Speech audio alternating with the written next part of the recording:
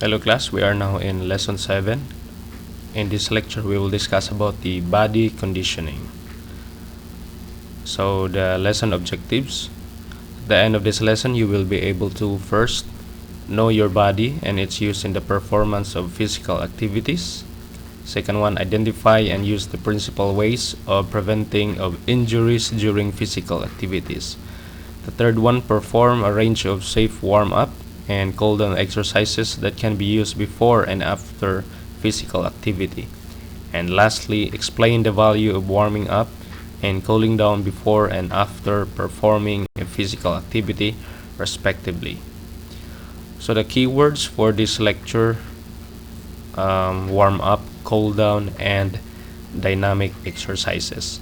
So these three keywords is common in this particular lecture, as well as the stretching.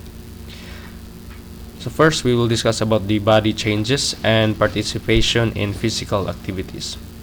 So the boys and girls participate in a number of physical activities. So despite the body changes that happen to them, their participation in physical activities should not be changed. So the boys are usually considered to be stronger compared to girls, although it may not be true for all cases. Hence, there are some similarities and differences in the activities that are played by boys and girls. So the warm-up and cool-down is very important, not just in sports but in daily routine. So as adolescents grow, there are physical changes that happen to their bodies. So for example, girls grow the breast. Therefore, during physical activity, care must be taken not to hit the breast, since this can lead to injury. So the same applies to the tentacles of boys. So the warm-up and cool-down are some of the key principles of injury prevention, especially when engaging in physical activities. So it is therefore very important that before any activity, you first warm up and after cool down. So the important things that we need to be reminded in the warm-up, the equipment and the facility. And then we need to prepare the field or the space to work. It must be clean and clear of sharp objects. And lastly, as you can see here in the picture, they wear a proper sports wear. So the question is how and when to warm up. So before any sporting activity, it is advisable to engage in a warm-up session of 5 to 10 minutes, including general exercise, dynamic stretching exercises, and specific exercises. So one common and better form of general exercises is jogging. Okay, so as you can see here in the picture, jogging. Next is dynamic stretching exercises are good because first, they lengthen muscles and tendon units, promote blood circulation, prevent traumatic injuries, and lastly, enhance performance. So how to stretch? Stretching has to be dynamic and not static so that the muscles get warmed up. And then, when to stretch? So it is important to stretch before and after exercise or sports and games. So the stretching not just for before the sports or games, but also after the sports and games. Next is sports specific exercises are exercises that duplicate the exact movement of a certain action of a sport. So they develop strength and flexibility in the same range of motion as the actual skill.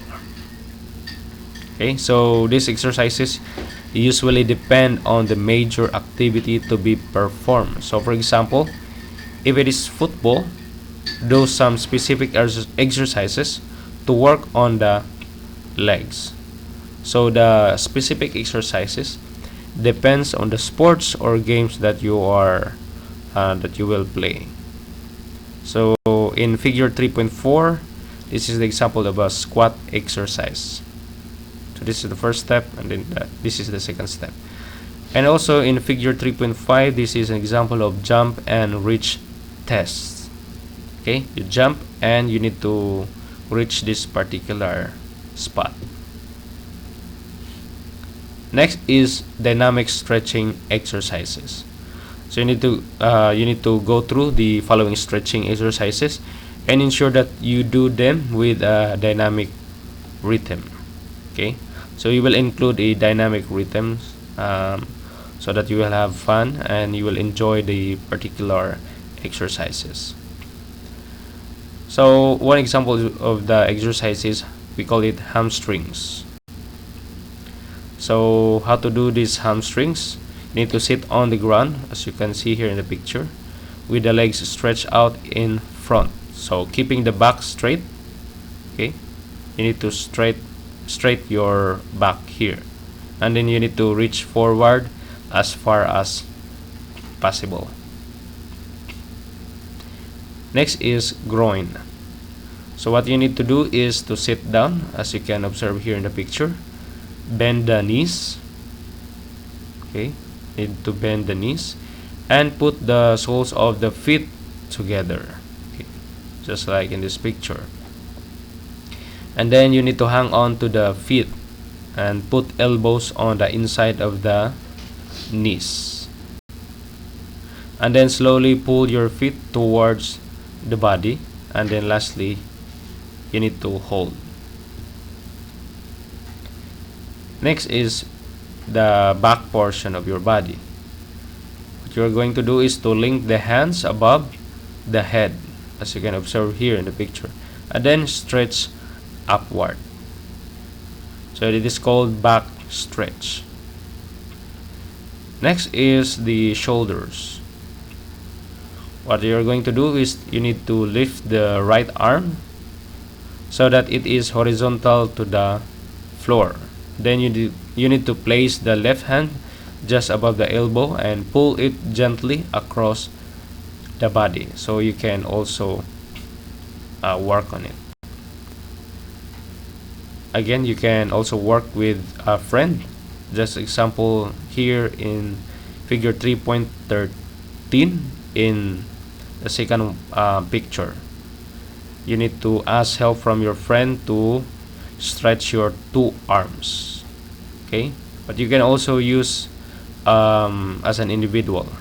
Okay, by following this particular picture, the first picture. Next is arms.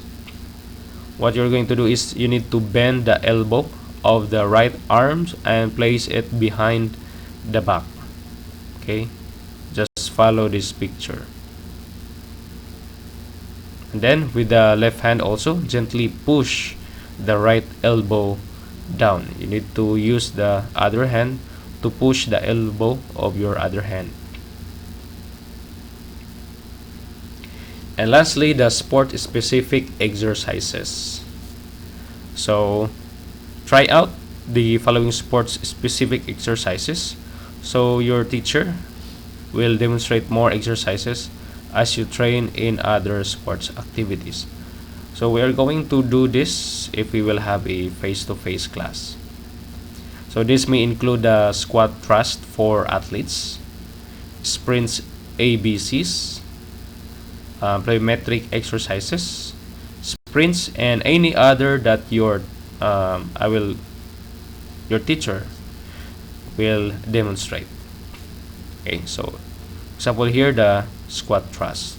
So this is the first step, second step, third step, fourth step, and then the fifth one. So you need to do this. This is an example of a squat thrust. So I hope that you have learned something from this video, and don't forget to answer the quiz via Google form. Thank you. See you in the next online lecture. Bye bye.